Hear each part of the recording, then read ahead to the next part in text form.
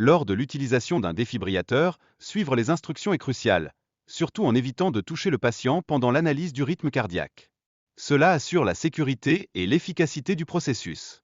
Ensuite, la réanimation cardiopulmonaire RCP devient essentielle après un choc électrique car elle maintient la circulation sanguine. Cela augmente de manière significative les chances de survie du patient. De plus, reconnaître les signes d'un arrêt cardiaque, comme l'absence de réponse et de respiration, ainsi qu'une poitrine immobile, est fondamental pour intervenir rapidement.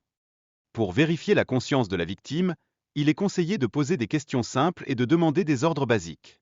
Cela permet d'évaluer efficacement son état.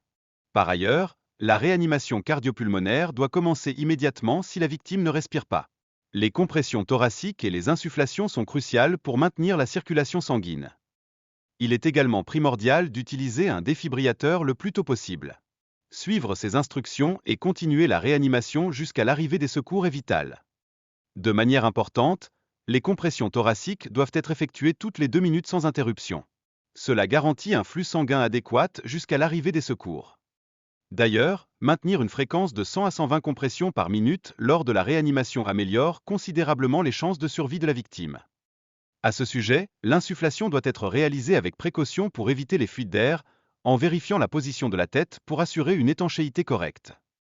Avant d'utiliser le défibrillateur, il faut préparer la victime en enlevant les vêtements et en séchant le thorax si besoin. Ces actions sont essentielles pour un bon contact des électrodes. Une fois les électrodes appliquées, le défibrillateur doit évaluer la situation et demander à tous de ne pas toucher la victime. Cela garantit la sécurité lors de l'administration du choc électrique.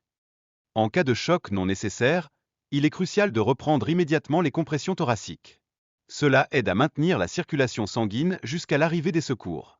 De plus, les électrodes doivent être placées correctement selon le schéma du fabricant pour assurer une défibrillation efficace. En l'absence d'électrodes spécifiques, des électrodes adultes peuvent être utilisées. Concernant la réanimation chez les nourrissons, les compressions sternales doivent être réalisées avec soin. La position de la tête est également cruciale pour une bonne ventilation.